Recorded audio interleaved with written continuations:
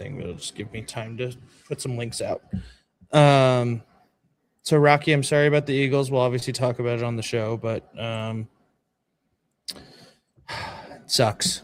It's tough. At least you got rid of Patullo.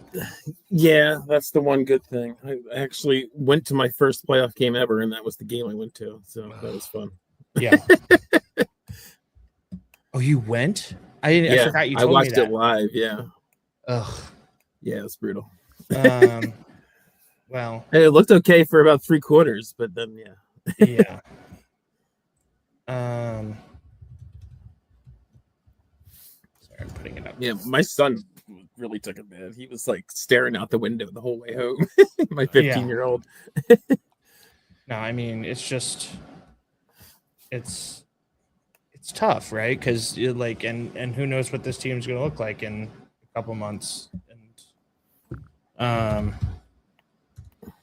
I actually have a question about that, but AJ Brown, we don't really know, and he had his whole little big show that everyone saw on the sidelines with Sirianni, and I heard about that because I couldn't see it from where I was sitting, but yeah, they got in a shot. I think it was like right before halftime. Yeah. So I think he'd probably be gone, but then I heard his cap hit's ridiculous if they trade him or something. Yes, he has like dead money, but it's like a June 1 they save money. I don't exactly know. Yeah, I don't know how it works either, but I think if it's not too crazy financially, they probably get rid of him. Yeah. I don't care either way. I'm fine if he stays. I'm fine if he goes.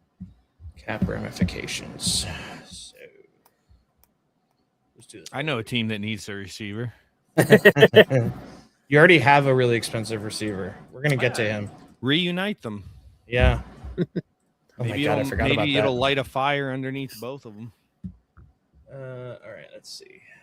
Oh, although I mean, they'd have to throw it to each other because. Okay, yeah. So I'd love to see how Zach plays in Pittsburgh. If the Eagles traded Brown before June 1, it would leave them with $43 million in dead cap money in 2026. If they trade him after June 1, they take the bulk of the dead cap in 27, leaving them with a manageable $16 million in dead for 2026.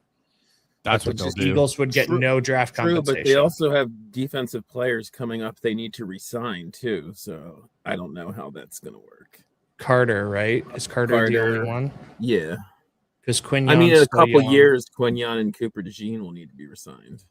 Man, what a draft that was. That was a crazy draft. Same draft. Yeah, that's insane. I think they were both all pro or something. Yeah. I mean, well, Barkley's got a year left, right, on his deal. So maybe you just. Yeah. He's the guy who. Jalen's got no guaranteed money after this year. Yeah, you can do it. I mean, it's just, is it worth it? But I mean, if they re-sign him, I don't know how he's a cap with. So, but some of that cap could have to go in 27. I don't know. Saquon has. I mean, Saquon's got an out, but it's $31 million in dead cap if you cut him next year. So after next year, yeah. Yeah, so you're kind of stuck with Saquon. Although I know I say it like that, but just, if he gets old. Yeah. Like he makes $17 million in 28. This wasn't Saquon Barkley this year. Right. Yeah, he makes $17 million in 2028, his age 31 season.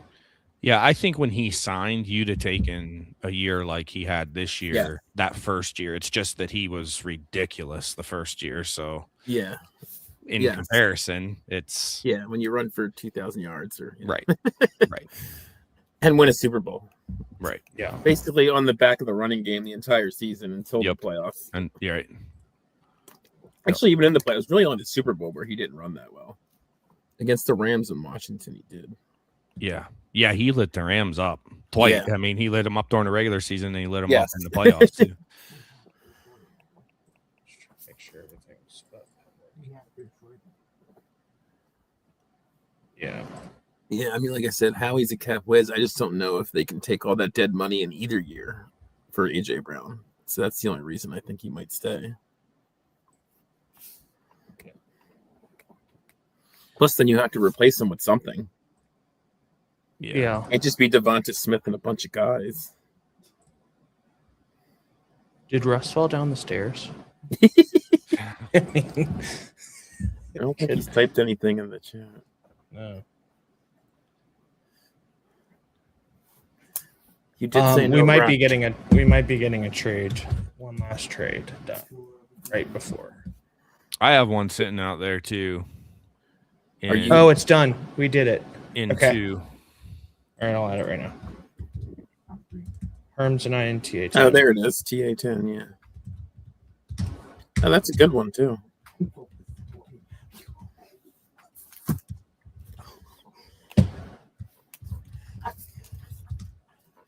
I think you know which side I probably like.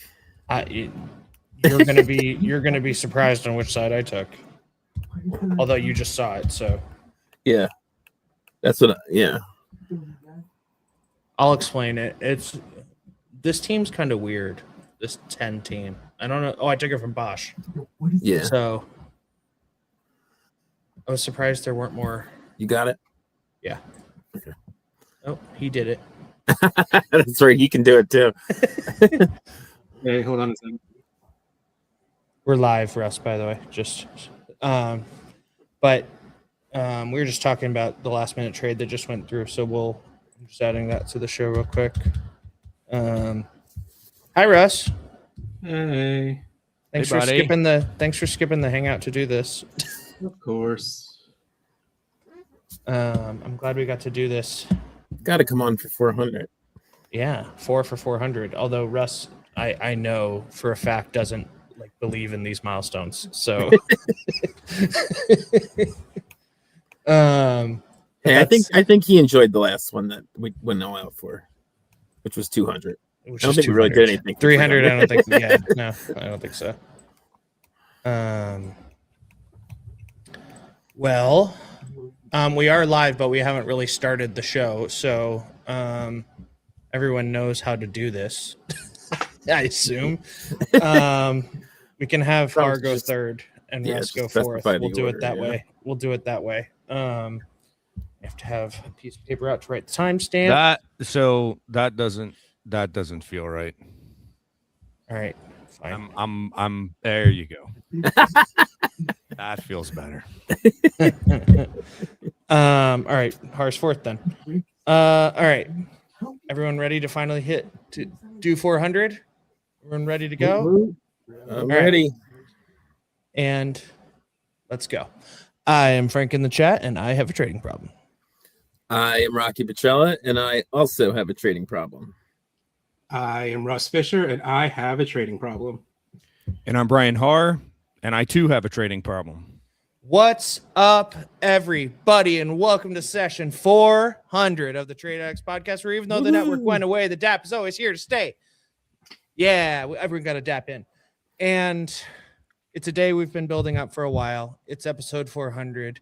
Russ and Brian Har are back, and everyone is just so excited to be here. We've got all 4 hosts back, and Russ is taking off from his fantasy care duties to record with us, so we appreciate that. Russ, we'll start with you. How are you? My daughter lost her retainer, and she thinks she lost it in her room. And now, mind you, retainers these days are like Invisalign. They're clear pieces of plastic. So I've spent the past 3 hours, my wife and I, tearing her room apart. Oh, my God. We did not find it. So that's why I'm late. And then I'm having computer issues. And I'm just so glad to see your 3 faces. It's all coming in. It's all coming back together. Brian, how are you? Yeah, I'm good. Thank you. Thanks for having me back. It's good to see everybody, and should be fun to chop it up here tonight.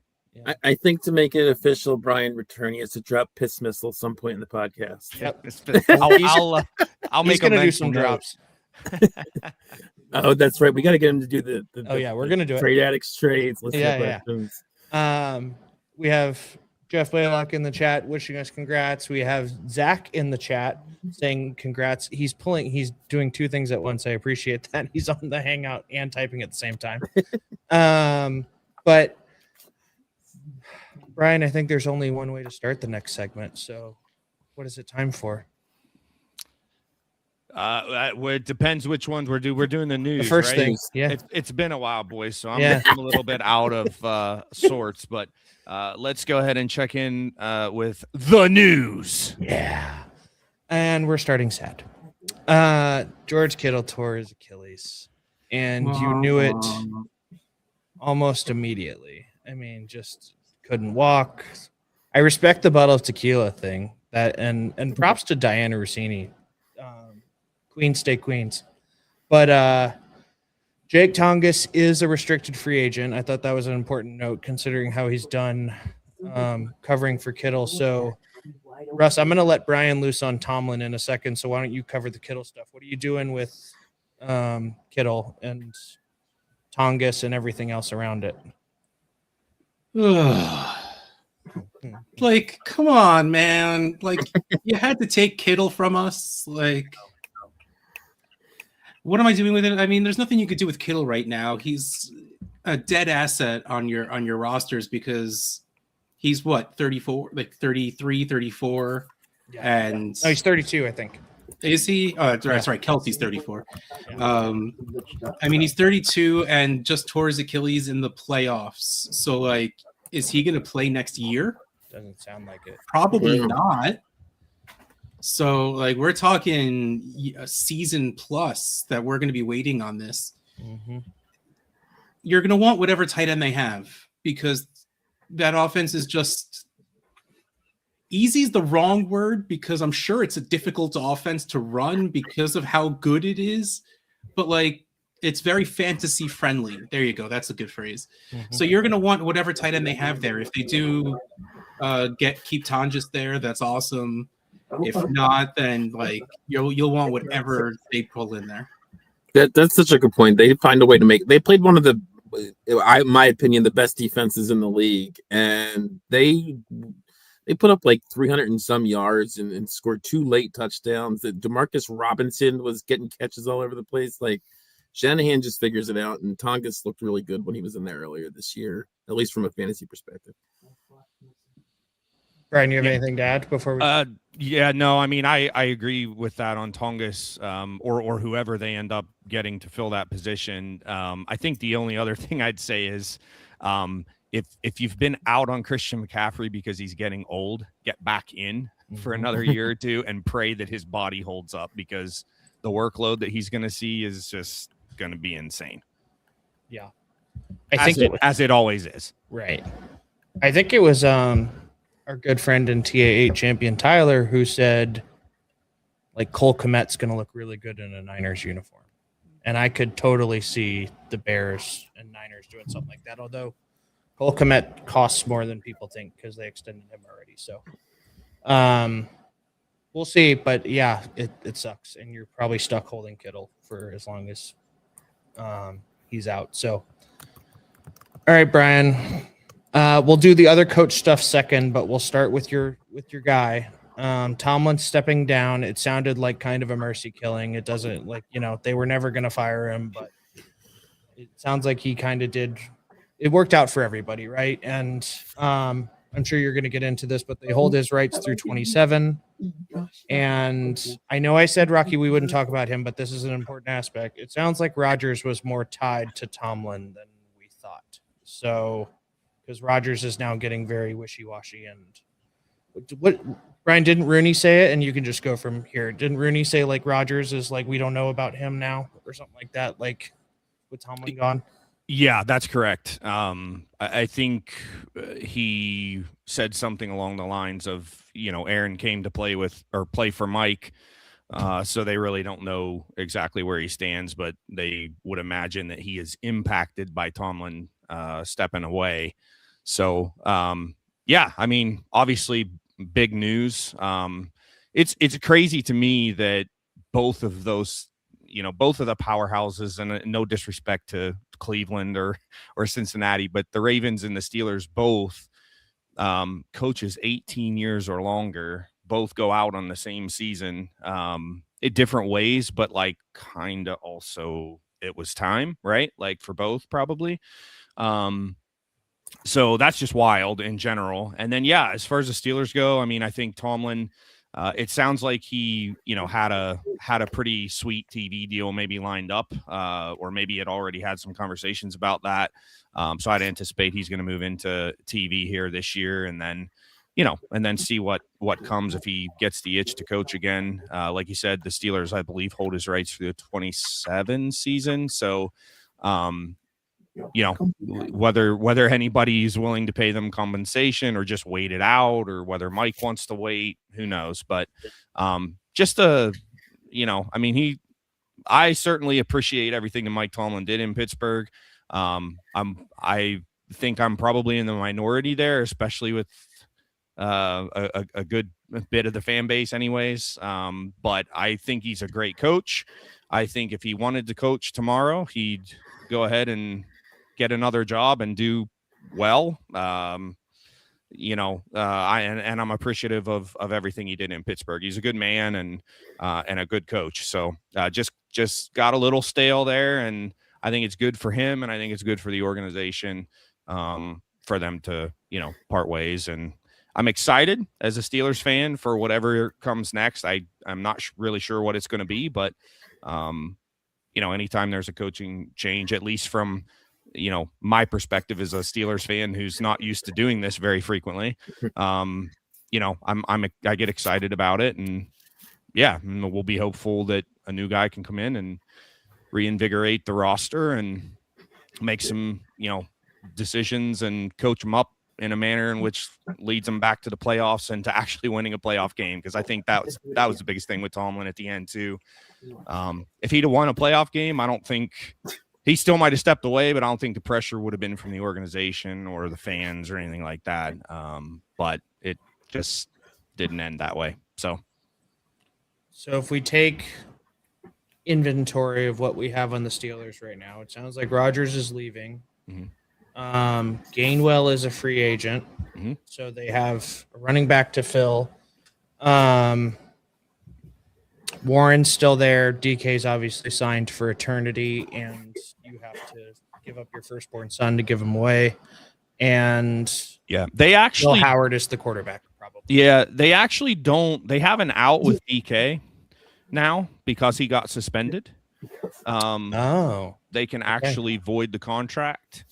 I don't know exactly how all that stuff works. I didn't dig into it enough, but I believe that there's a something in a clause in his contract that voids it. If the Steelers wanted to move on, they could. I don't know when that is. I don't know if it's after this, like now, or if it's after next year. I'm not 100% on that, but I believe there's an out because he got suspended.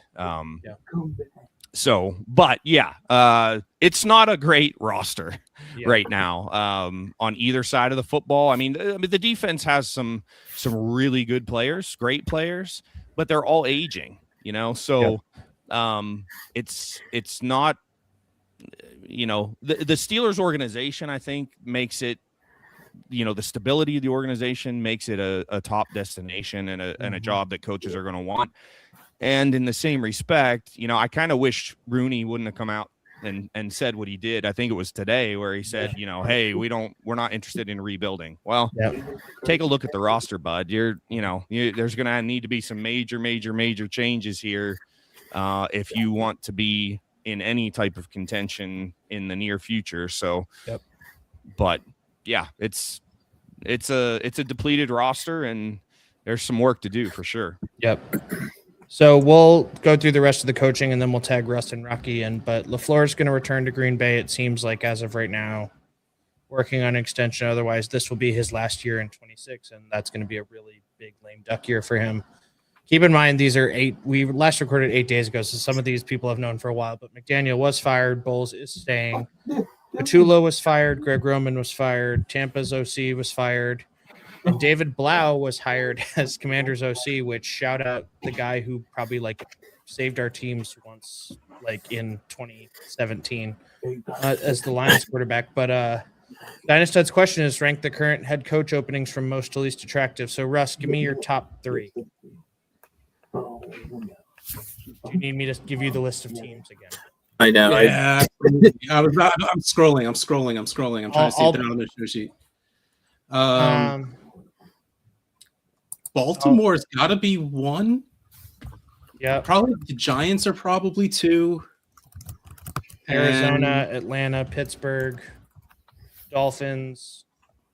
Atlanta has to be up there, right? Like that. Yep. That pretty much is a playoff team if you have a quarterback. Yes.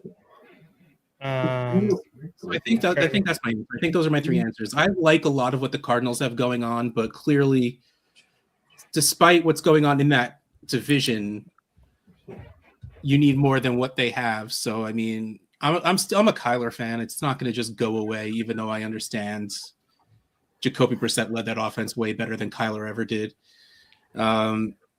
But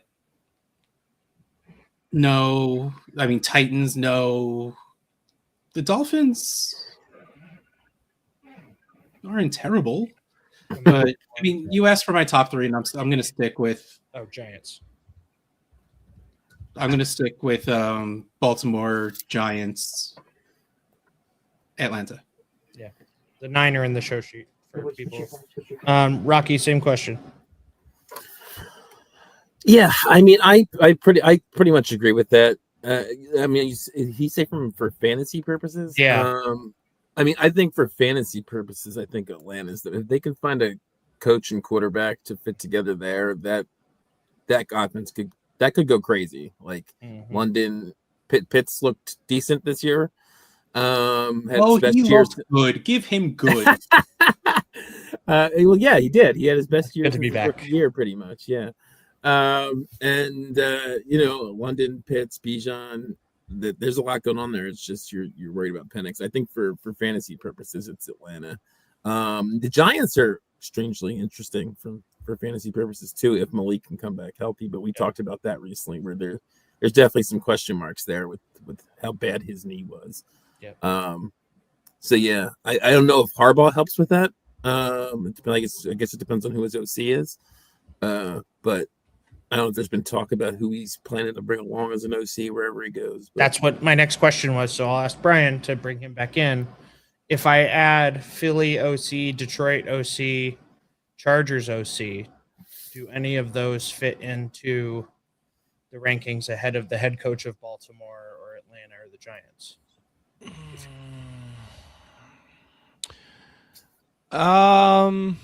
Like I think for McDaniel, it makes all the sense in the world to go to Detroit. Yeah. Go be. Well, I think. I like 2 of those 3 offenses. I mean, the Philly offense, for sure, is interesting. Freaking Saquon Barkley's there. What are we talking about?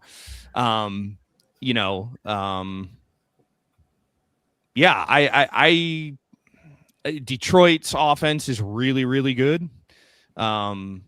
Even this year, obviously they weren't as electric as they were when Ben Johnson was there, but like they weren't bad from a fantasy perspective. So, again, it's kind of like what we were talking about with the Eagles and Saquon and stuff kind of before the show started. You're probably taking the seasons you got from the Detroit guys this year, right? Like it's just that last year they were like insane. So those are both good jobs and both offenses that I want to be heavily invested in from a fantasy perspective. As far as the 3 head coaching openings, I think you guys, I'm with you guys as far as which ones are, attractive from a fantasy perspective and which ones are interesting from a fantasy perspective. I'm really interested in the Giants. I think with Scatabo and Dart and if Neighbors can come back strong, they add they add another piece there and they have the potential to be really good. So, I'm with you guys on that. I don't know. Like I said, offense wise, I'd put Philly and Detroit up there. If they make good hires, I think they're up there with the head coaching positions for sure. Yeah. Just as long as the Eagles don't hire from within again. I don't think that's happening either. So. Yeah. And he was asking about Arthur Smith and where we can hide him. Just keep Arthur Smith away from all this. Get stuff. him out of Pittsburgh, please. Yeah. Anybody take him? Yeah. Go to Vegas or something. Just go away. All right. The minor news.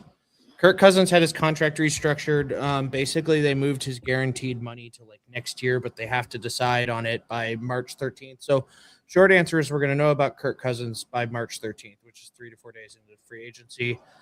Rashee Rice stuff I just put. The Chiefs are aware of it. They haven't said much since. I think we're going to be done talking about it. Just keep an eye on it, but just he's an idiot. Jordan Addison is also an idiot. I don't know how you get caught trespassing in a casino that's open 24/7. So that's interesting. David Montgomery could be moved this offseason. Cam Scadabo said he will be ready for camp. Adam Thielen retired. I hope he enjoys it. And Dante Moore is going back to school. R.I.P. New York Jets. Yep, that's the Oregon guy.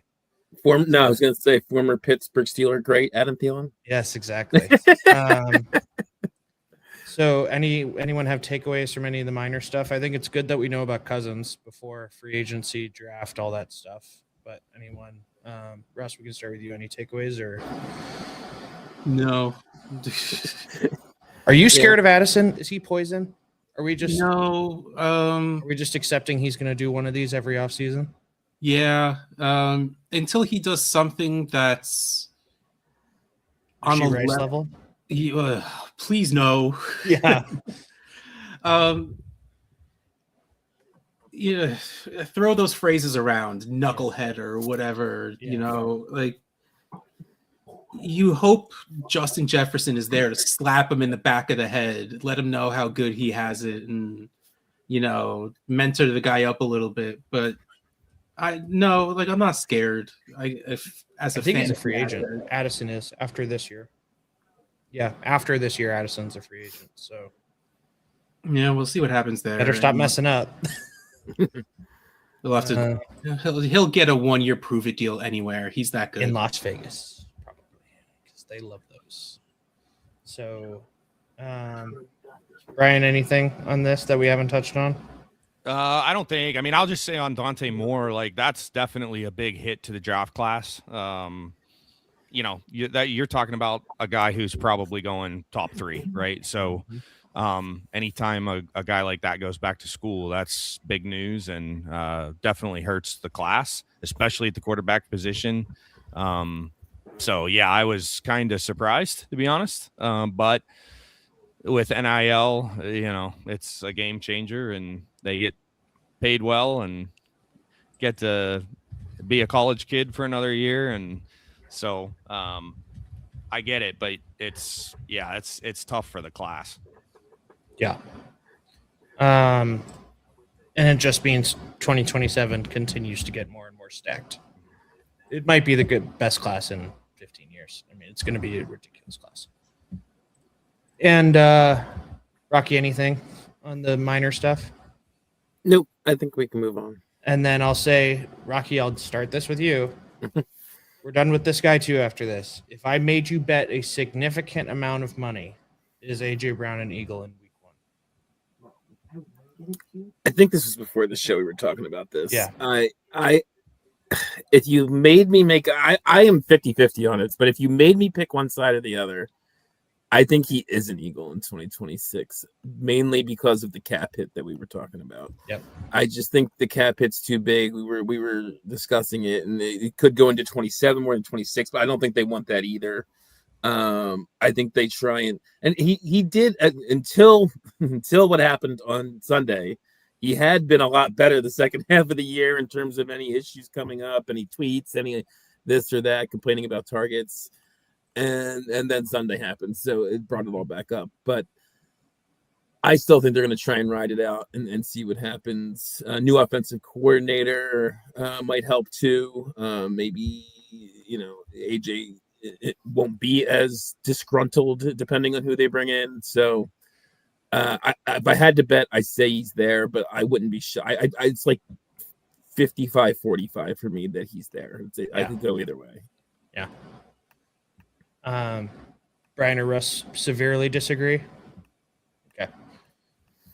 All right, we're gonna do one round of off-season questions. We'll do one division. So, Russ or Brian, you can choose. We have NFC North, NFC West, NFC South, AFC North, AFC West, or AFC South. Pick your division. What do you want to talk about? Russ, pick. NFC North. NFC North. Okay. So for those who didn't listen last week, these are either going to be questions or kind of statements like I believe this or I don't. Starting with my Chicago Bears, who I don't think are going to beat the Rams on Sunday, but it's been a fun season. And holy crap, what a game that was. Whew. At value, believe it or not, at value, Luther Burden is the best best Bears pass catcher heading into 2026. Brian says no. Go ahead, Brian. Why? Because their tight end is going to be their best pass catcher by a lot. I'm saying at value, though, because Colston Loveland's being treated like a top 5 tight end already. Is he? Well, He's top 5 in DLF and Football Guys already. I of course the small sample size is 1 league, 1 trade, 1 manager. I offered the 109 and the 2 something for Loveland, and it was a hard no. Yeah. He's nuclear right now. At cost. Like, would you rather have Loveland or Burden plus? I think that's what we're talking about. I'd rather have Loveland in trade addicts leagues. Okay.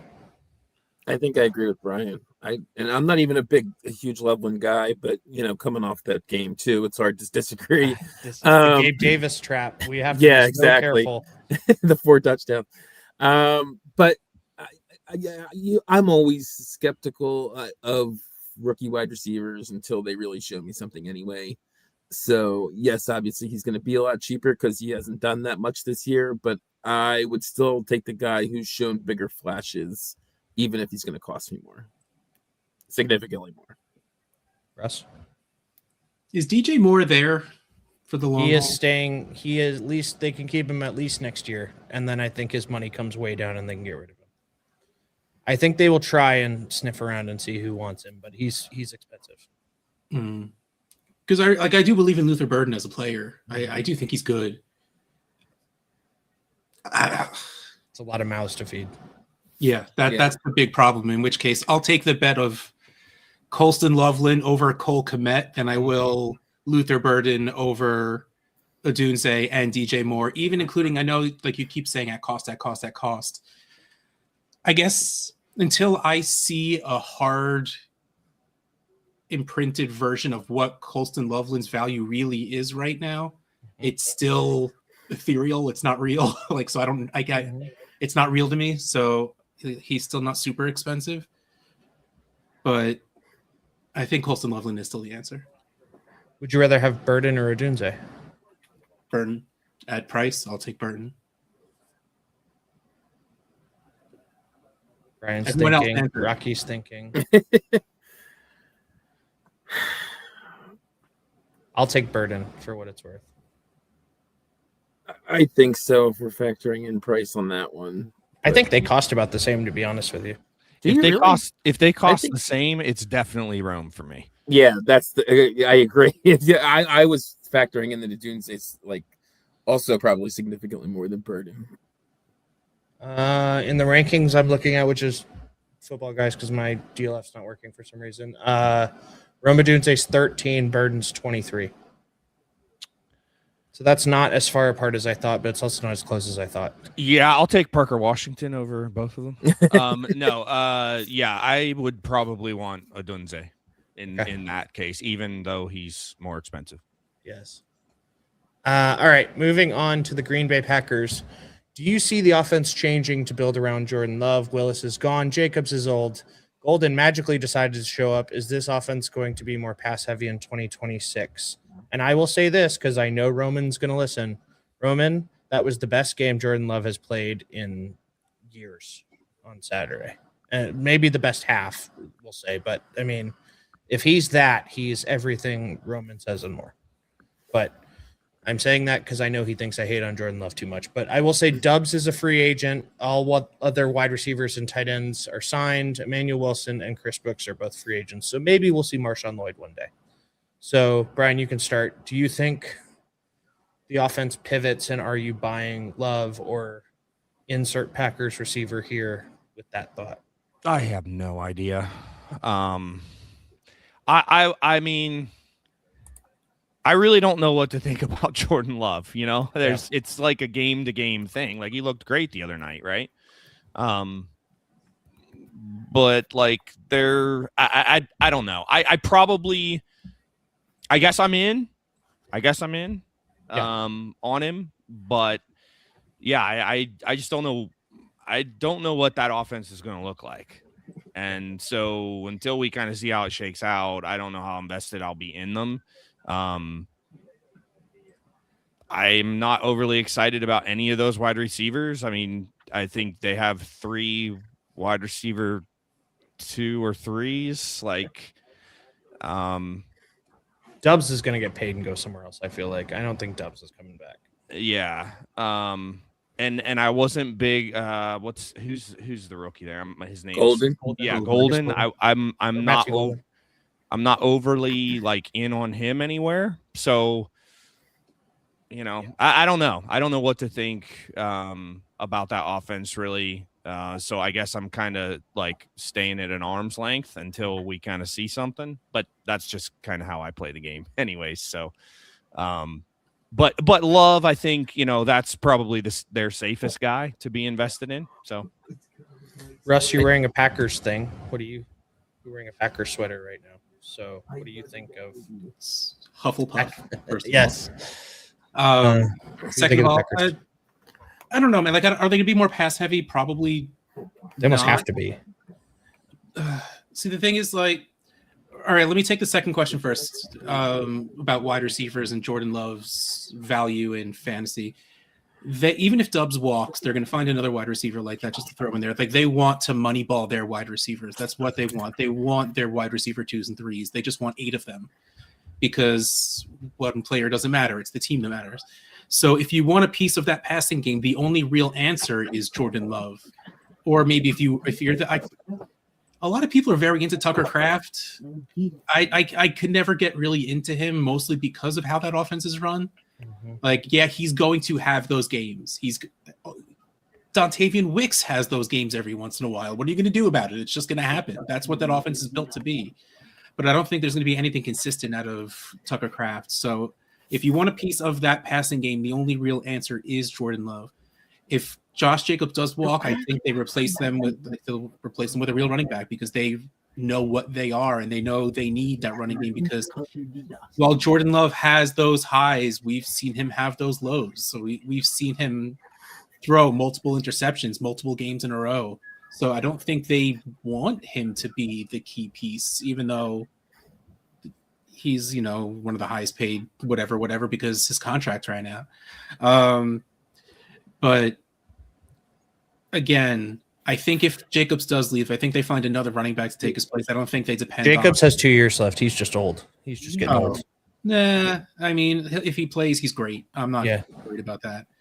Man, Josh Jacobs being old is so weird. He came into the league at like 16, so yeah, he'll be 20. He'll be 28 next year. Really, that's crazy. Yeah. Yeah, I'm not really super concerned. I think they realize they need to bring in another running back at this point because what they have, like you said, it's either a free agent or not that great or always injured. Yeah. So I think that they will bring in another running back if they do just roll with Jacobs and what they have. It just I don't think the ghost of Marshawn Lloyd, who might actually practice for once at some point. I'm sure. Yeah. Rocky, anything to add? Just real quick, I think one of the key things both of them said is just the talent surrounding him. I don't think they can be pass heavy, especially with their best pass catcher coming off a major injury, being Tucker Kraft. So, and plus, I don't think Jordan Love's good enough to support being more pass heavy. So, yeah, I don't think anything significantly changes. Yeah. All right, moving on to the Lions. Believe it or not, you should use the hot end of 2025 to sell Jameson Williams right now before he disappoints you next year. Man, if Dan Campbell keeps calling the offense, then I think you He's ride. not going to be calling the offense, though. I know. But I think he'll try and find someone more in line in his thinking because he claims that's what I don't even remember who the offensive coordinator was anymore, but something Morton or something. Yeah, like that was John his Morton. big. Yeah. That was his big problem. He's like, he's not in line with the offense I want to run. Mm-hmm. You know, there was difference of thinking in between there. So I think he's going to go out of his way to find someone who thinks more along the lines the way he does. I don't think Jameson Williams is ever going to be consistent. Like I'm not calling him Gabe Davis or anything, but I think he's not Deshaun Jackson. That's what guys like him need to be, and no one is. Closest we've gotten to Deshaun Jackson was Tyreek Hill. And that's not the same, but it's like one of those guys that are so high variance, but still end up with decent volume. And so they can cover up, you know, the fact that they really are just deep threats or one trick pony, not one trick, but like, I'm going to stick with it. I'm going to call Tyreek Hill a gadget player because I did like 6 years ago and I'm going to do it now. But, you know, he's just good enough to play beyond that. Brian? Yeah, I mean, I love JMO. I think he can be, if utilized properly, much more than just a deep threat. But to this point in his career, that's really all he's been, a gadget guy or a deep threat guy. So I think if Amon-Ra St. Brown wasn't there, right, he could do a lot more of what he does, especially volume-wise. I mean, obviously. But yeah, I mean, I guess it just depends on what you can get for him, right? Like if I'm not out on JMO by any means. I think he's a solid wide receiver too. I like him. I think he has upside, but it's like what Russ said. If you're banking on the consistency, you're probably not getting that in the current situation. So we'll see what happens with the OC, and but I'm not running out. I have a lot of shares of Williams, and I'm not really interested in moving him unless I get really great offers. So you sell him for a first, right? That's what I was literally about to ask. If you got a contending first for him, Rocky, you can start. Would you sell JMO? I'm 100% selling him for a contending first. I don't trust Jameson Williams. So, and there's no reason to trust Jameson Williams. He's constantly, his whole career pretty much, he's been a guy who's going to go out for 25 times a year, 20 plus 5 times a year, and the rest you never know what you're going to get. So if I can get contending first, sure. Keep in mind, Laporta was out for his entire big burst at the end. I mean, I don't know what that means, but yeah, he was wide receiver 15 this year. Yeah, I did. I did look that. I would still move him for first, personally. Brian, would you? I think it would depend on. I know this is a cop out, but it would depend on my build, my roster build, and yeah, and I haven't looked at the rookie class a whole lot yet. So, if I'm being honest, other than the top end, so I don't really know off the top of my head who would be there. So it would just depend. Russ? Yeah, I'm selling him for a first. I think the re-rolling the dice at that level of as long as he doesn't become Amon-Ra St. Brown, you're pretty much keeping value. Like as long as if he stays exactly what he is, you're not really sad that you got like the 107 for him. Yep. Yeah, I'd sell him for 107. I probably wouldn't. I don't know that I'd sell him for the 110 or later. Yeah, I went 107 because that's literally the earliest contending. Because you the first person out in the playoffs. Yeah. It didn't register. Sorry. No. Some of us have it, some of us don't. Hey, little rusty. It's funny you mentioned he was wide receiver 15. I'm looking at the Trade Addicts wide receiver. Like wide receiver was really weird this year. Like Wan'Dale Robinson was wide receiver 10, and he didn't have a great year. Like he had a good year, but he wasn't like an amazing start every week. And he was wide receiver 10 in Trade Addicts scoring. It's wild. Yeah, but that was was that in per game or was that overall? Because some of that's he overall, had but he actually has more. He has more per game than Jameson. Yeah, it's crazy. Per game, he was wide receiver 17. It's just wild. All right, moving on to the Vikings. Last one. Believe it or not, forget 2025. Justin Jefferson is still a top 5 wide receiver at worst, and if people don't think so, you should buy the dip. Yep. Yes. Yeah. Yeah. Okay. Easy one. Yeah, he's 6 in the rankings. I see he's behind Lamb, Neighbors, Chase, Puka, and JSN. I can't put Neighbors ahead of Justin Jefferson right now with him walking on a cane and all this other stuff that we're talking about. So, all right, that was an easy one. I wouldn't put Lamb ahead of him either. I need to see where Pickens goes. If Pickens leaves, I'll put Lamb ahead of him. But if we need to see what Pickens does, because if it's like, replace Pickens with, like, using my example, Alec Pierce, I'm not scared of Lamb at all. I think Lamb's gonna get his. But yeah, I'd be scared if it was Pickens coming back. Okay. Well, I am going to kind of audible this because we only have a couple of trades. So, Brian. Trade Addicts trades. Thank you. And Trade Addicts leagues are 12 teams, Superflex, PPR, 10 premium with 1.75 per return reception, 0.05 for return yard in all leagues except TA1 because they never break, they always hold. And we don't have any TA1 trades. So we'll start TA2, Shadur Sanders for a 27-second. You can be quick with this one. Yeah. I was offered Shadur Sanders for the 212 this year, and I rejected it. Wow. I honestly, I probably should have taken it, but he's not great, and there's nothing that's telling us that he's going to be the starter next year now. Like, wait, you were going to get Shadur for the 212? Yeah. Oh, then I agree with that. Okay, I thought you turned down the other way. No. I had the 212. Someone was giving me Shadur. And if I had an inkling that he was going to be a starter, maybe I would have done it, but it's just so easily that he's not, that it just didn't seem worth, like, I'll take a dart throw at 212 over holding onto a roster clogging quarterback who, even when he had the chance to start, wasn't great. Everything Russ said, he's not good, and I don't even know if he's going to start, so why would I give anything? I don't know if he's going to be on the team. Yeah. Yep. But even if he starts, he's not good. Yeah. Okay, moving right along. GA4, the aforementioned Jordan Love and James Cook for Patrick Mahomes. Brian, you can start this one.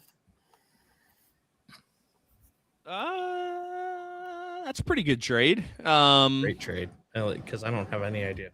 I mean, I think the Patrick Mahomes of 3 years ago, I would take that side easy.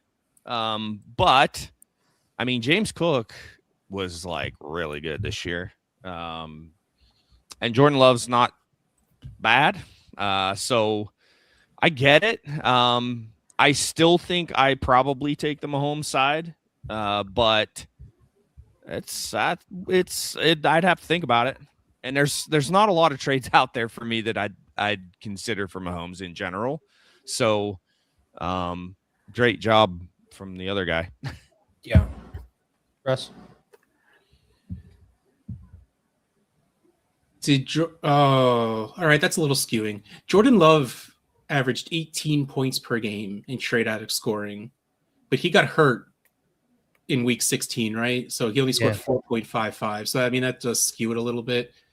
Mahomes is averaging 23 points per game, averaged to about 24 points per game.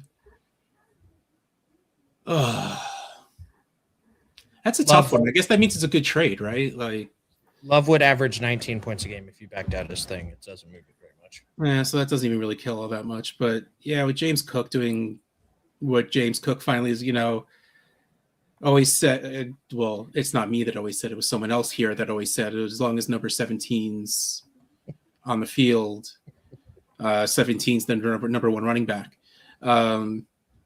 But James Cook became the number one running back on that team. And if he keeps doing that and he keeps scoring 16 touchdowns a season, I think I take the Jordan Love side. And I think at least for another year or two, I think I roll with that.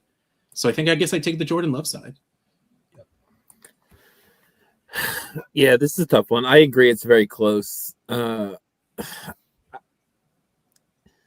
I still, I mean, Patrick Mahomes had kind of a little dip there for a season or two in terms of production, and he did bounce back in a big way this year. The injury is a little scary, but I do think quarterbacks can, I think, tend to more do a better job of recovering from ACLs than like wide receivers and running backs who are running all over the field. It basically comes down to me that I'm not a big Love guy. I love Cook. I don't love Love. You hate Love. So I hate Love. So and I don't hate him, but I think I stick with Mahomes there. I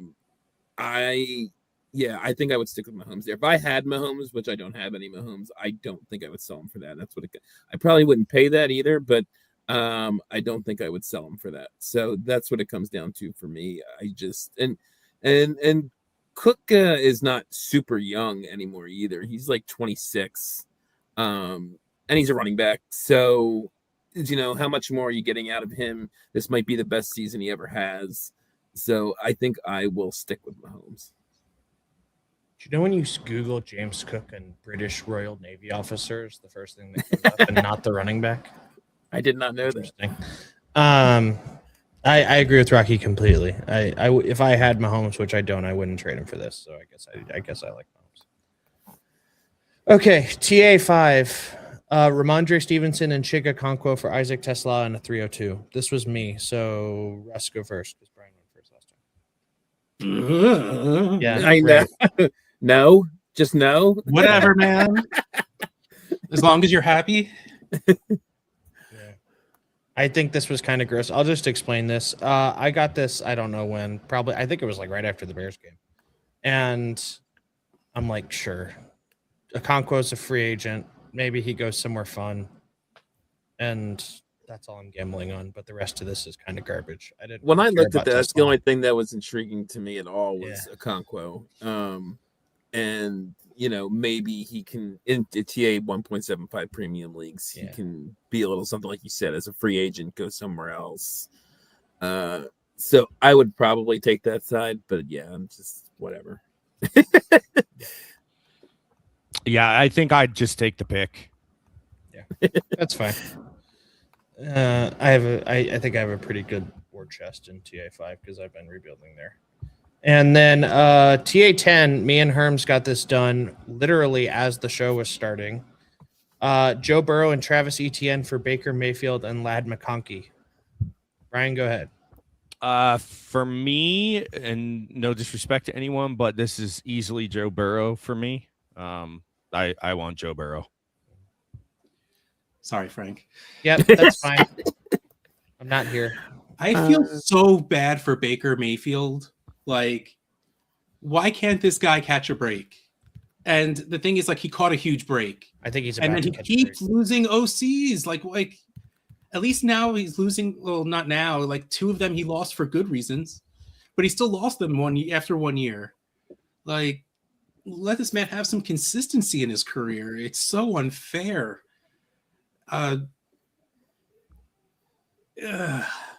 It's speaking of changing OCs, people want to rip on Hurts sometimes. He's had a different OC like every year dating back to college. It's insane. Like, I think Steichen might have been there for 2 years and that was it. I think he might have been there 1 year, then they went to the Super Bowl and he left. And then he had like a different OC every year in college. So I just think that's funny. But easily Burrow side for me too. And we all know I don't like McConkey. So I think that's really what it is for me too. I think if it was a different wide receiver of the same value, I might feel a bit better about that side. I'm just not the biggest McConkey fan. So this started with this trade, but add Fannin to Herms' side. He was going to give me Fannin on top of that, and he kind of kiboshed that. And I just kind of wanted to trade with Herms. So and my team's kind of not old, but I just wanted to add a young asset. And if McDaniel is the OC for the Chargers, then this trade looks better because McConkey's the number 1 wide receiver in a McDaniel offense now, which helps. But I was thinking about this, and my friend told me this when we were watching the games this weekend. He's like, Picture this. Stefanski goes to Tampa as the OC and Bowles gets fired and Stefanski takes over for the Bucs.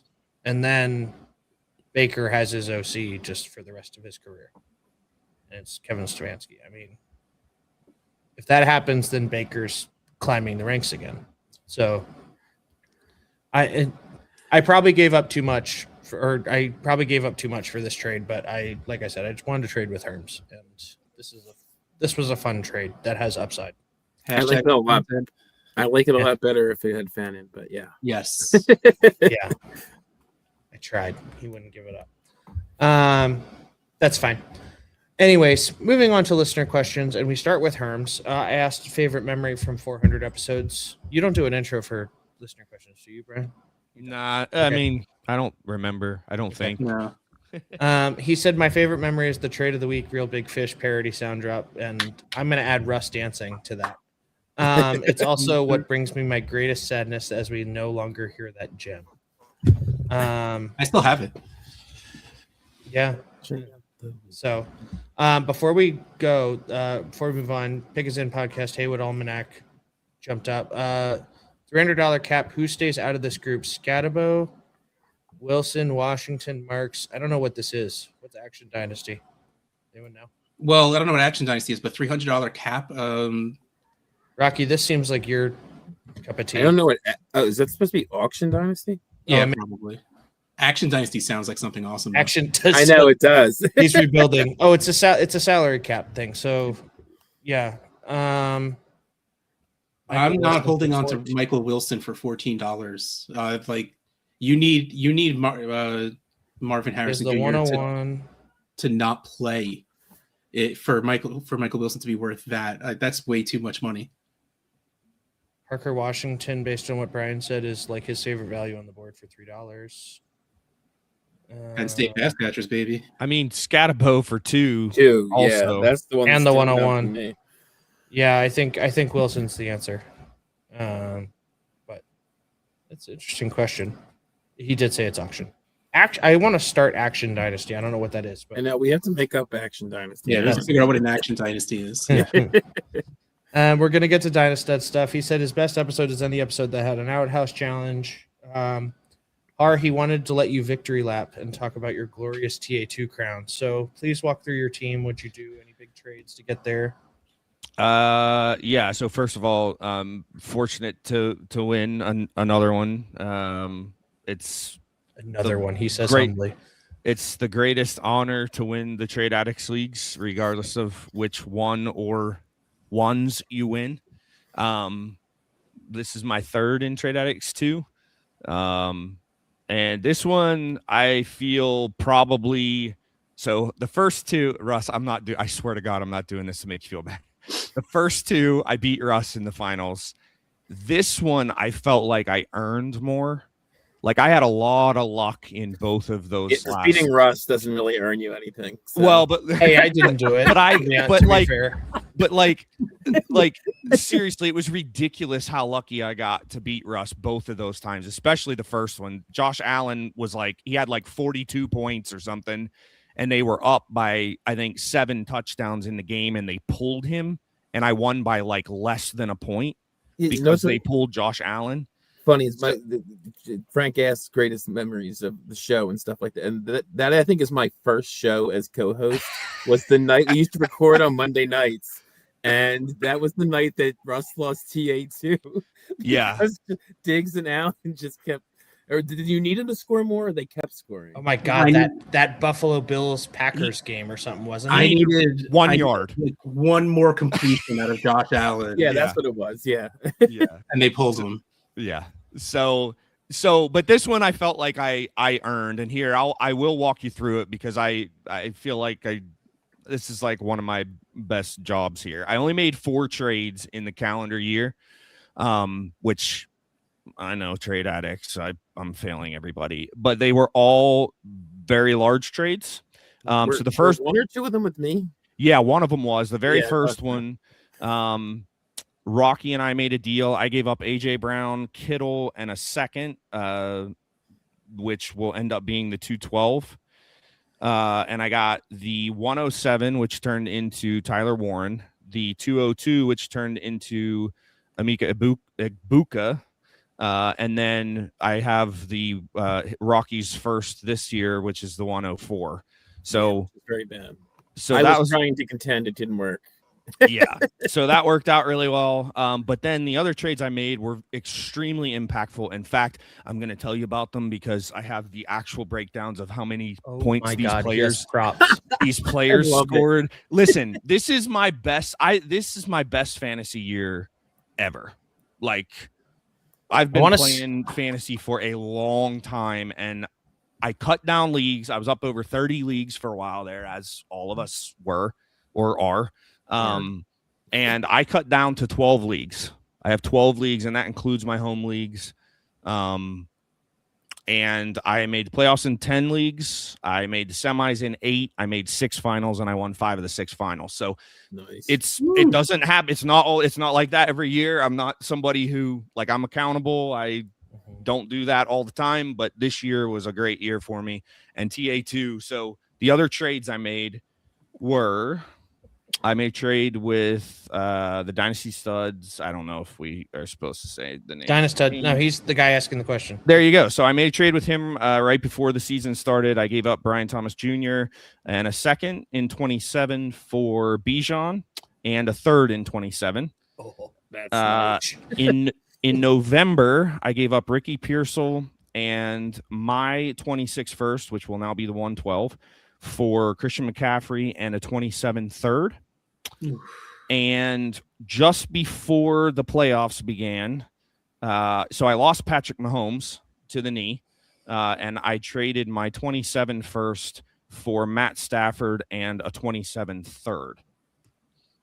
I remember talking about that trade, and I remember liking the pick, but I understand why you did it. The answer is the pick on value, but that's why I get it. But that's the playoffs, baby. That's what you got to do. You overspend a little because you need. And those 3 guys. So CMC, Bijan, and Stafford. In week 15, they scored me a combined 70.8 points. In week 16, they scored me a combined 97.85 points. And in week 17, the final, they scored 86.45 points. So, like, I don't know. It was a good year.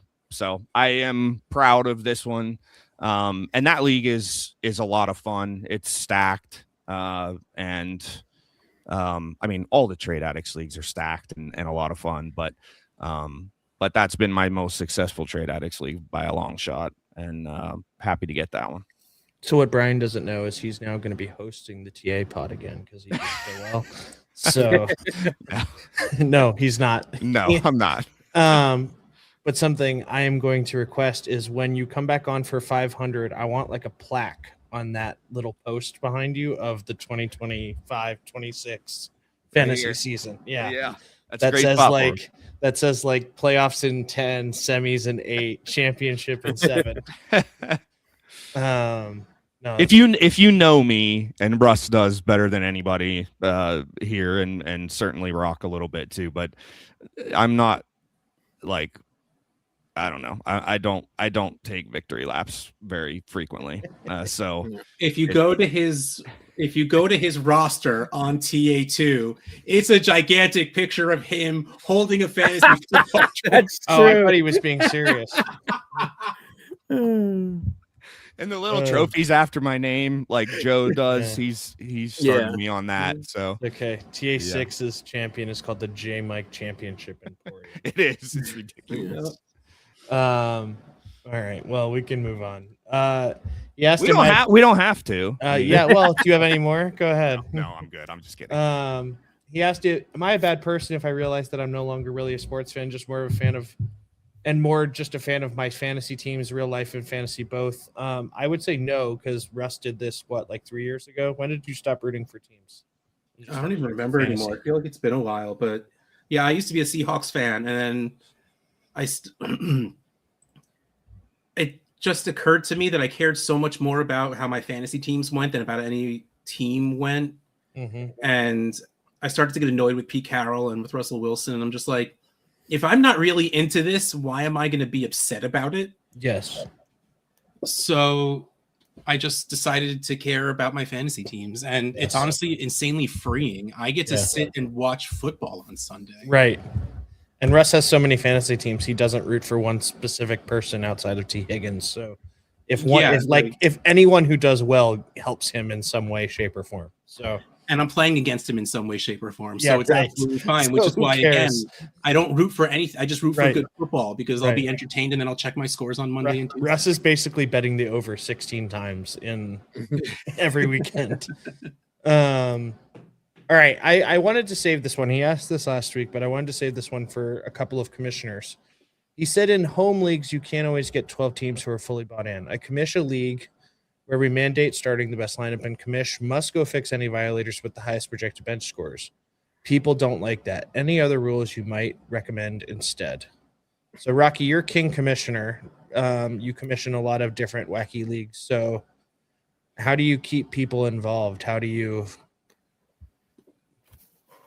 do anti-tanking? And I know Russ is going to roll his eyes at the anti-tanking. No, the real answer is Rocky's way of playing.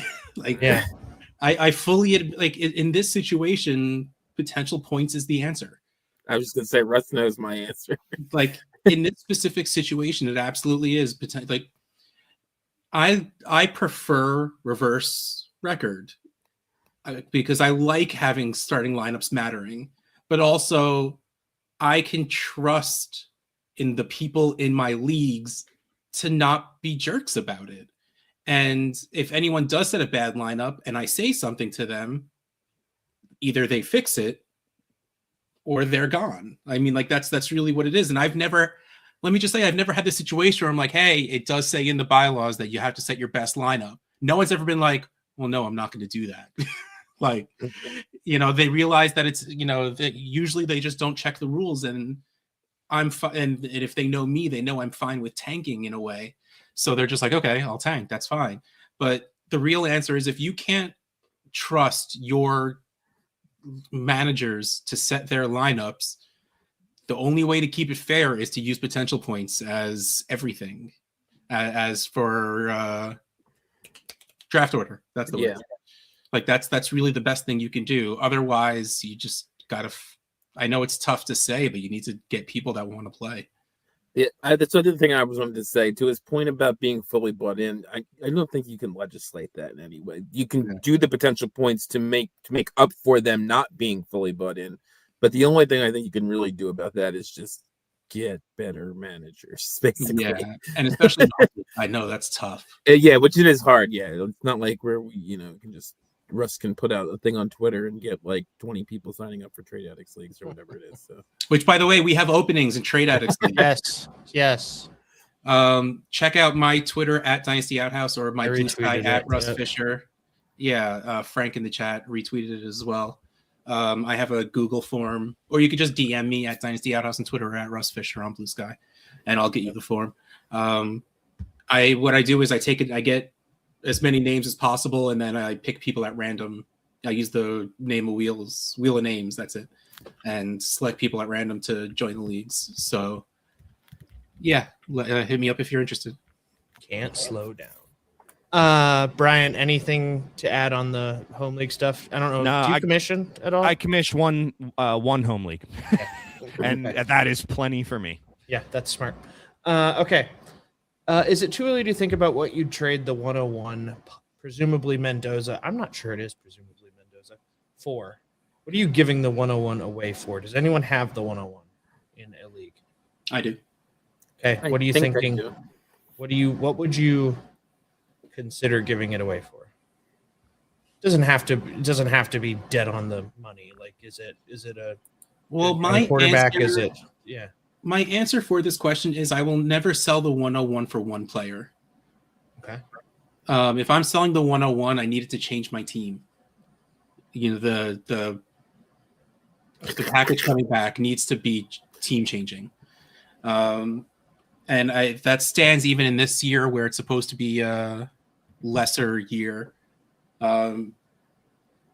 Jeremiah Love is the running back, right? That's who Haywood's saying, Rocky, not Jordan Love. Because I know. I realized that afterwards. I was like, Yeah. oh, okay. I thought it was a joke at first. Yeah, no, I did too, and then I put it together. The 101 is right.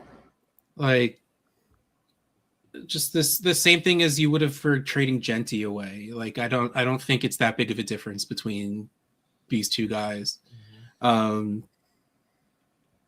Again, I don't have like a good answer, because if I was the 1-for-1 kind of guy, it'd be so much cleaner to say like I would do it for this player or this kind of wide receiver. But I need a package of players coming back to me. One of them needs to be solid, like someone I've seen do something before, because why gamble with the 101 when you could just gamble at taking a player? Like, it doesn't seem to make sense to me. So give me something that's solid. It is funny that, and Brian and Rocky can jump in after, this year's draft is fairly similar to last year's draft, right? You have one quarterback and one game-changing running back, and then it's just a big hodgepodge behind it. So we literally had this discussion last year. So I think, and maybe I'll do some work on this, like, go back and look what the 101 went for last year. And I think it's going to be fairly similar value. It's not going to be the same player because player values change, but I think the value itself, there's one QB and one running back. So go see what you had to trade the 101 or the 102 for last year. And I think that's going to be kind of the same value. But Brian, what do you think on that thought process? Yeah. No, I'm with that. I think anytime you're moving off the 101, it's got to be a haul, right? It's not. It's like Russ said. It's got to be like team changing, not just not just one player or like three mid players. I mean, it's got to be a package that you got to make me move off the 101. Right. So I was just gonna say, more than it's worth. That's what I trade the 101 for. Yes, exactly. So yeah, I mean, I'm with these guys on that. I think as far as Mendoza goes as being that guy, I think you're gonna have a lot of discussion about that, especially once we get through. Like, I hope that he throws at the combine or in a workout or something like that, because I mean, I would have thought and have thought that it's Jeremiah Love for a while, right?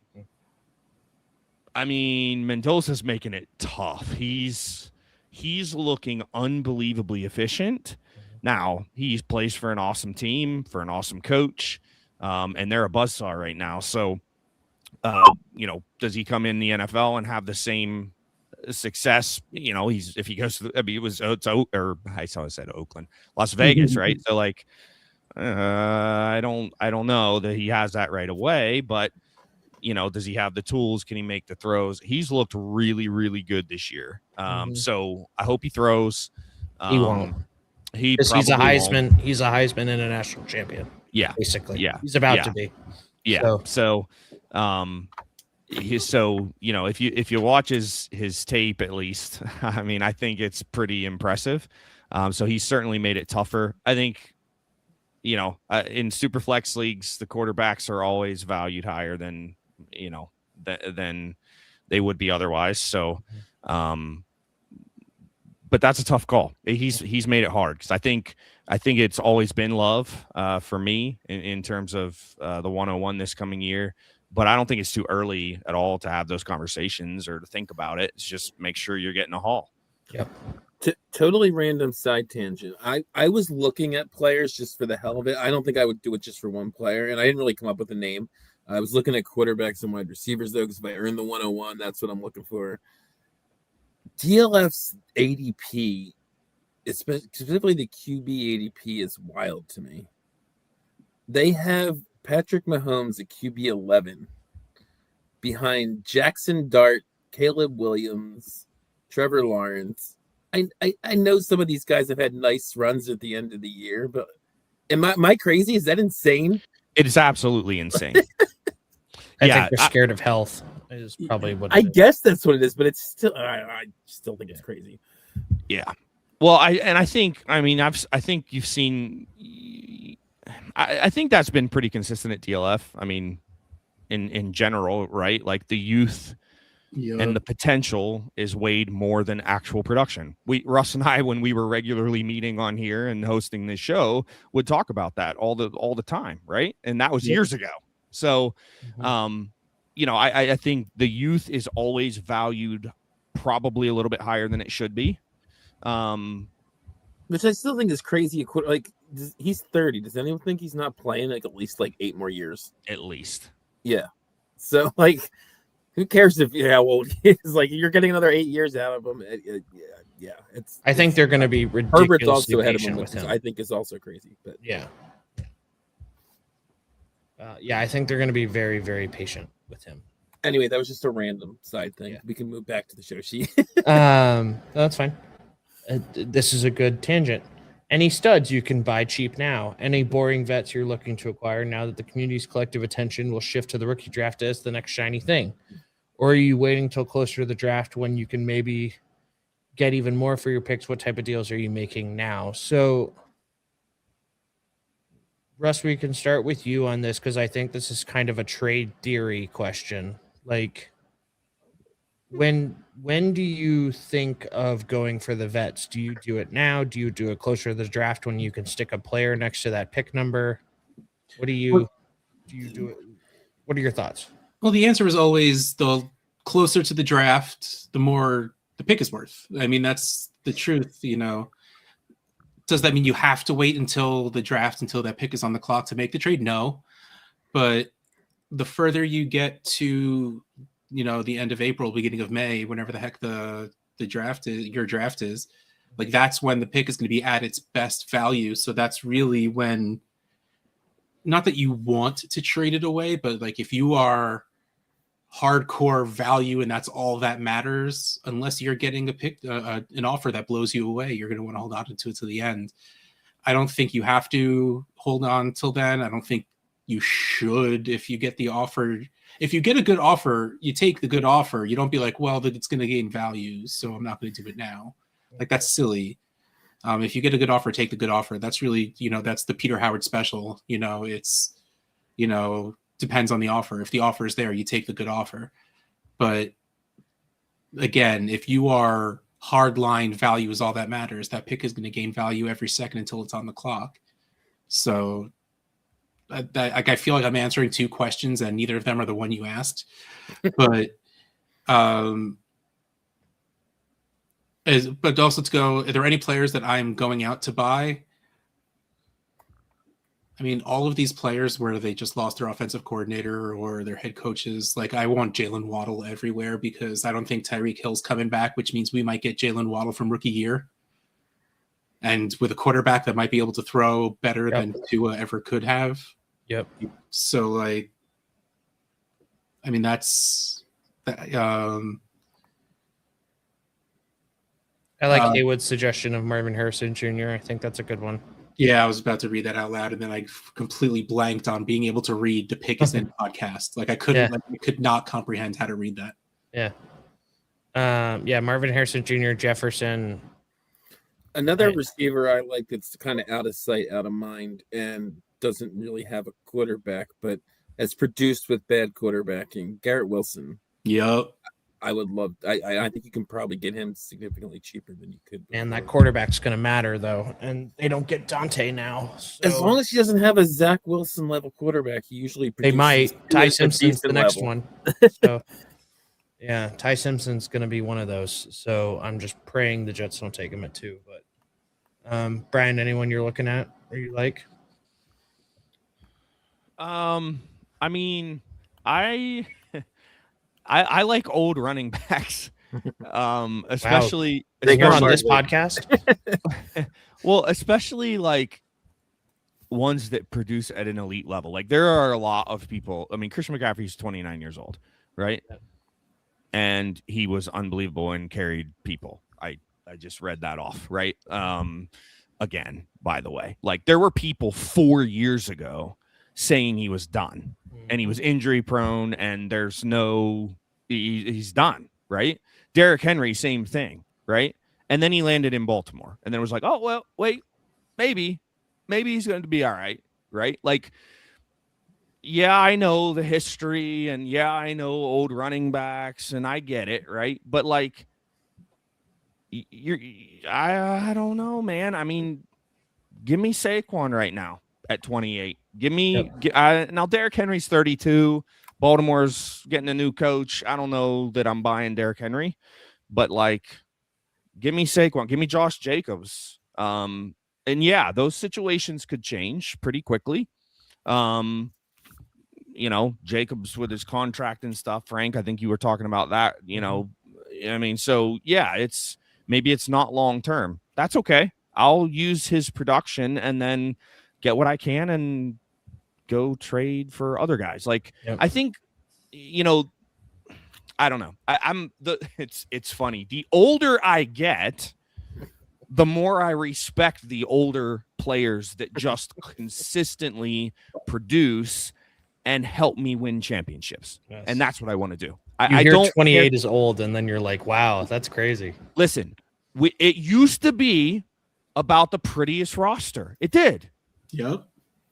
It's not about that anymore. I'm paying money to play in leagues. I want to win the leagues. Mm-hmm. Like, I don't give a crap. My TA2 roster, if you look at it outside of the guys that I mentioned in the trades, like, I mean, it's okay, but it's not like, oh man, like he's going to be, and that's what I've done in that league. It's been, I go all in, I win, and then it's 3 years before I'm really competitive again. I don't tank, but I'm, and then I win again, and I'm not just saying that, but I'm just saying I think he does is win, no matter what.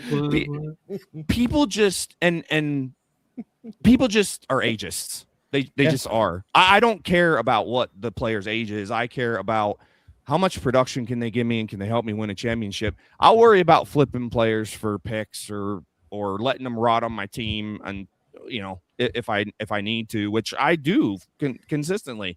Yeah. And then I go make more trades and build a roster again. Like, I don't know. I still agree with Brian. I was going to say, I want to put Rocky and Har on a team and call it like the senior home. And they're going to acquire all the veteran assets. We pay way too much for potential. It's going to have CMC and Kirk Cousins on it. It's insane. Yeah. And sometimes it works, but even then, like, you're getting what you pay. You're not even, like, most of the time, like with these young guys, if they pan out, then yes, you're getting what you're paid for. Otherwise, you're losing out. It's like it's almost a better investment to go for the older guys who are going to produce more than what you're paying for them. Starting lineup's going to be Matt Stafford, Derrick Henry, and Christian McCaffrey. It's going to look really fun for about a year. So, Haywood asked about Breece Hall. I don't know. If they keep him, it just depends on the quarterback, right? I mean, if Breece Hall is like a Chief next year, like, sky's the limit. But I'm scared he's going to stay a Jet. I believe in the player, not the situation right now. Me too. Is it too easy to say DK Metcalf? Because, like, best case scenario, he's somewhere else, and worst case scenario, he's the number one wide receiver on the Steelers. I mean, I was buying him last. I was buying him last year, but as long as Arthur Smith is gone, yeah. But if it's the Rams passing coordinator guy, like if we were talking about this in the Cool Kids Club today, which patreon.com/xpod, if they do the Falcon thing where they bring Chris Shula in as the head coach and then they bring in the passing game coordinator as the OC, Joe House. Yeah, I mean, I could see the Steelers doing it. You just don't know who the quarterback is. It's probably Will Howard for the time being, I think is the assumption, but we'll have to see. I still want it to be Kyler, but I don't know if Pittsburgh would want that. He doesn't feel very Pittsburgh. So, all right. This feels like the anti-Russ question, so Brian's going to answer it first. We all say to sell running backs early in the offseason if you can get value, but outside of running backs, who are the players you're most worried about and looking to move off of before the NFL draft? And also, if you had to buy a running back or two, now contrary to best practices, who are you going for? So I say that because Russ doesn't buy running backs. So, Brian, who are you buying if you're buying a running back? Yeah, well, I kind of just said it, right? Yeah. Like I'm probably looking. I mean, it all depends on cost all the time, right? But like, yeah, I'm probably looking for running backs that other people think are old and probably want to get out on before they, are stuck with them, right? So guys like Saquon, guys like Jacobs, guys like Christian McCaffrey, yeah, I mean, or guys that like are behind those guys too, right? Like if they've shown anything, like a Marshawn Lloyd, right? I mean, what do you have to pay for him right now? 0. Right. So, somebody like that, Robinson in San Francisco, right? Like, those are the types of moves I'm making if I'm moving on running backs right now. So, and I'm buying all the tight ends. I love tight ends, especially in trade addicts leagues. So, I don't think I'm worried about anyone right now. I think it's too early to be worried about people. So yeah. I'm going to skip that part. And I think to end this last question, we're just going to go around the horn. We'll just say everyone can say a pick value for this. Just one guy per player. So he says, I got a bunch of vets I want to sell. What 2026 pick would you give for these guys in Superflex tight end premium? So Brian Harr, start with Parker Washington. What pick? 26 second, 26 for 2 seconds. We'll just go kind of quick on that. Yeah, I'd give a second. Okay. Russ T. Higgins. Nah. I moved the list on purpose. I still think he's worth a first and a second, at least. Okay. Rocky Rondé Gadsden. That's a tough one. I think 2 seconds. That's You're where not I getting was him for less leaning. than- He had those ceiling games. You're not getting him for less than a first. And I paid a first for him in the season. Yeah. I wouldn't pay a first now. I don't think I would pay it though, and that's what you're asking, right? Yeah. So yeah, I think that's what I'd be willing to pay is 2 seconds or that value. Yeah. I'll do Christian Watson. A second, probably not much more. Brian, you get the fun one. Kyle Pitts. 101 Free agent baby. Kyle Pitts. I would Three pay. I would pay a first for Kyle Pitts. Does it If matter I, where if, the if first I need is? it, I probably am not paying like. Yeah, I'm not paying top half. Russ, But tough, I'd pay late first. tough one. Quinshad Judkins. Mister, I think he broke his leg. It wasn't like a muscle thing, so he'll be fine for the season. But he broke his leg. Yeah, and it's not that I'm even worried about. It's who's the coach, who's the quarterback. Yeah. Like, I believe that's another one. Like Brees Hall, I believe in the player. I don't believe in the situation right now. Yep. Though it could be magically a great situation if they find the right coach, and even like if Kirk Cousins ends up there, like I'd feel good about Quinshad Judkins.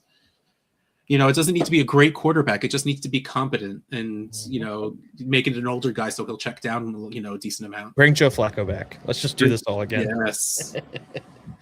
Rocky Wandale. Free agent Wandale.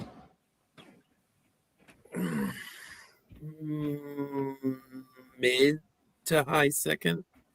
Does him re-signing with I'm the not Giants paying more. help? I'm not paying more than. I don't know if that's what they're going to want. Given I said he was wide receiver 10 earlier in the show, I'm I don't not think paying anyone's more than that that. disillusioned. Yeah. What was that?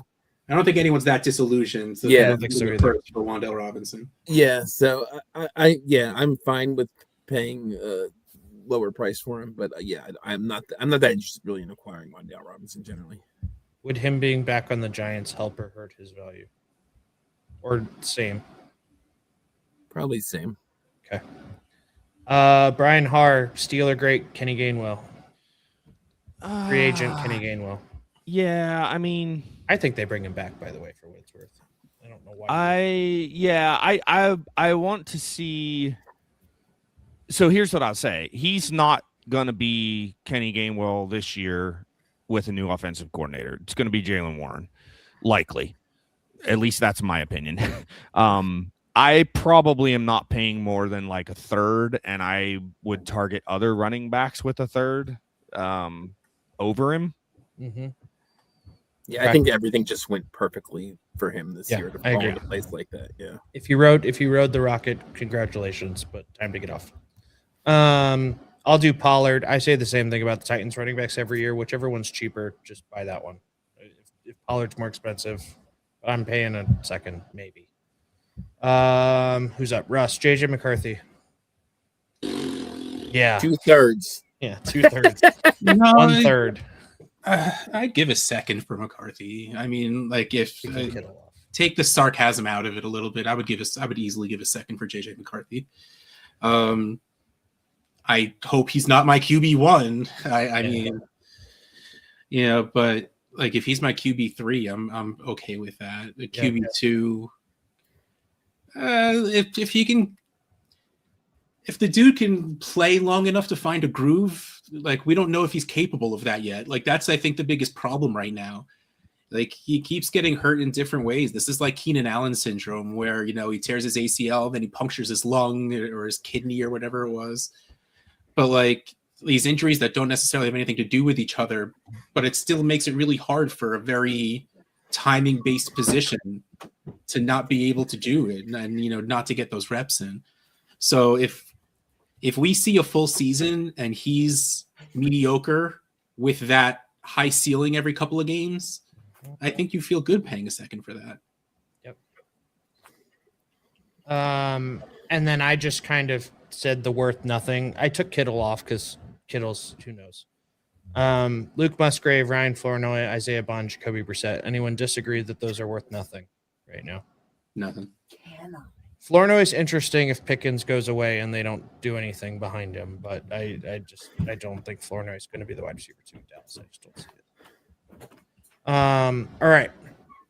One last question before I do closing remarks, and I didn't put it on the sheet because I want pure thought. On Wednesday, December 15th, 2027, we will be getting together for episode 500. Who will be the number one dynasty QB, Brian Haar? The number one dynasty QB in 2027, December of 2027. So this is the end of the 2027 season. 2 full seasons from now. So the next class would be coming off of their rookie seasons. Arch saying One of the 26 quarterbacks will be the QB2. I was going to say if you want to just do in the league and not include rookies because rookies could make this hard. But yeah, I will say Drake May. That was my answer. Yep. Russ, do you disagree with Drake May? Still going to be Josh Allen. I think so too. I think it could be close. I think it's going to be those two. I have Russ, a question before we go finish ahead. up too, though, that I wanted to ask. With this being the 400th episode, I wanted to ask, and you can answer too, Frank. Like, yes. Do you have a favorite moment? This is Frank's question, I think, in the tweet. Yeah. You guys have a favorite moment from Trade Addicts. I mentioned one earlier with the first show. I also, the 200 show I thought was great with Russ and the video, and he's practically crying. It was awesome. Speaking of which, I've watched it. Do I have a video or not? I may. No, I don't. I'm kidding. I didn't. What did you say, Russ? I couldn't hear you. I saved that video. I still have it, and I've watched it since then. Oh, that's awesome. I love that.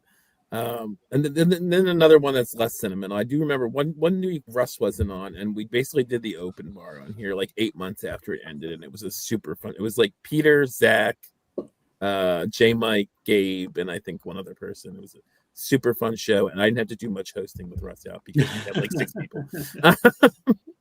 But I wanted to get your. I was going to say, Frank, if you want to give one for, and then let these two guys go and finish. Yeah, mine is the draft spectacular with J. Mike and Zach that went like 3 hours that one night, and just like we went through like every dang rookie. But I'm still pretty young in the tooth in terms of hosting. I'm trying to think if there was any as a listener, but I mean Russ and Brian can go while I think. I don't really have any moment like it's it's storylines. Like when it's really funny. Like when you're like I didn't just start. Like I've been watching One Piece, the anime, for what might be a couple of years now. But the thing is, I'm still not caught up because there's like 1,100 episodes. I just heard about that. Yeah, and it's been going on for 25 years. And like you don't talk about it in terms of moments, you talk about it in terms of story arcs at this point, like because it's been going on for so long and you've been through so much that remembering specific things gets difficult at that time. But I'm Dynasty House and I have a trading problem. I still expect to hear one of two voices like in my head, like and it's still, when I do hear them, like I smile like a fool, like how like it just makes me happy to be part of this. And seeing, sitting here, even though I said Russ Fisher, like I've decided I'm saying Russ Fisher whenever I'm a guest, and whenever I'm hosting, I'll say Dynasty Outhouse. But even though I said Russ Fisher, to hear Brian Harr's voice after that, like I was legitimately giggling inside. So again, yeah, I don't have a favorite moment, but it's just the collective of all of it was just so much fun and so rewarding. Yeah, I'd agree with that too, Russ. It's hard to pick just one moment or to remember. There are so many good ones, and I think one that sticks out for me is just our first episode, right? Which I think was episode 3, if I remember correctly. Yes, episode 3. But going into that, and I think you probably felt the same way. You had done 2 episodes, but like it was like, can we really do this? Like, can this be something that we can do regularly, that people are gonna listen to, and can we grow into it and all that stuff? And for me, the thing that I'm most grateful for, and Rock, I'm sure you feel this too, Russ, you were unbelievable at making it easy. Like, after that first show, like there was no doubt. Like it was like, yeah, if all I have to do is show up and talk with this guy about football, like this is going to be freaking awesome. And it was. And there's nothing but good memories. And of course, Rock, when you came in, when I left and you took over for me and kind of stepped right in there, and the show did not miss a beat with you, and you and Frank have done a wonderful job stewarding the show forward. So I'm just grateful to be a part of it and to call you guys friends, and to be able to have opportunities like this where we get to come back and kind of, shoot the stuff for a while. And it's just wonderful. It's awesome to be a part of, and I'm just very grateful. Appreciate that, man. Yeah, I guess to finish out, it's the community that this show has created, and to Brian's point, it was built on the backs of a lot of smart people, and Russ put it all together at the start. And yeah, you're right. Russ made it easy because 295 started from the chat. Now he's here. I literally have it written on a cup from. That was my first episode, and I remember I was terrified and I didn't want to do it, and Rocky missed it because he hated me at the time because I was talking about Brock Purdy too much. And no, that's not true. But it was just a fun episode, and it's continued to be fun. And the community we have, like in the chat, Haywood Almanac is a guy I've kind of crossed paths with a bunch of times. You see Ari in the chat now who's saying congrats on 400. That is Dynastud, by the way. Who, by the way, it's 6:12 in the morning where he is, psycho. So congratulations. Thank you for waking up and posting in the chat. But, there's a million people we can thank. I started to for like 5 seconds and then I just gave up. Like, Zach and Tommy and John Hogue and Herms and we said Mark Shue last week, right? Mark Shue's come on and done a bunch, but like the original B team, Sidlow and Justin. Yeah. And so it's gonna be another fun 400, hopefully. Yeah, that's the end of our show sheet. So that's gonna be the end of our show. Thank you both Russ and Brian for coming back and helping us celebrate 400. Brian, I know you're not doing too much content right now, but we can start with you, just where people can find you and what you're doing right now. Yeah, you're absolutely right about that. Not doing a ton of content, doing some life stuff, but I'm at Brian Har FF on Twitter, X, whatever the hell they call it these days. And yeah, feel free to talk football with me. I still love chatting on there. I don't chat as much because I don't see half of the stuff that's out there anymore because I don't spend as much time on it. That's why I'm here for you, Brian. Yeah, I appreciate that. So, but yeah, and anytime, in the Trade Addicts and Cool Kids Club and all that stuff. Yeah, anytime anybody wants to chat about football, hit me up. Russ? I am at Dynasty Outhouse on Twitter, at Russ Fisher on Blue Sky. But right now, all the time, it's Fantasy Cares. Every Wednesday night at 9:30, which this week we were here, but every other Wednesday night at 9:30, we have the Wednesday night hangout on the Fantasy Cares YouTube channel. So come and hang out with us then, because these guys usually record on Tuesday, so you're not missing this. Because I know you all go to patreon.com/tradeaddictspod, sign up and watch while they record and ask questions in the chat while they're recording. And you could see Rocky's glorious goatee. Yeah. I've been waiting an hour and 40 minutes to say something about it. I felt so bad I didn't even say that last week. Glorious. Yeah, it is glorious. It is fantastic. Yeah, no, I Russ covered a lot of the stuff. In terms of closing it down, I feel like such an ass, and I'm just gonna say it. Like, Randy Young, DWZ Memphis, passed a few weeks ago. He was a friend to this show. I know Russ has been on his show a couple of times. Rocky, I don't know if you ever were on his show, but the GoFundMe's still open for his family. But I should have mentioned that last week and I didn't, so I'm gonna put a damper on the show right now just to close it out. But it's an important thing to talk about.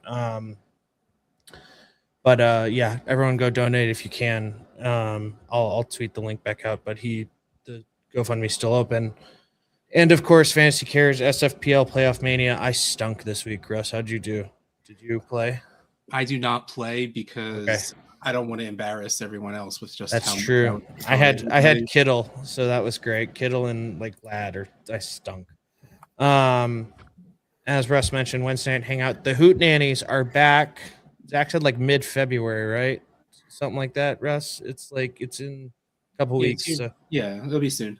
And then trivia is on hiatus. They'll come back. So I'm just looking on YouTube right now. The Wednesday night hangout's still going, so everyone go check it out. And as Russ Fisher always told us, if you have a trading problem, you're never alone.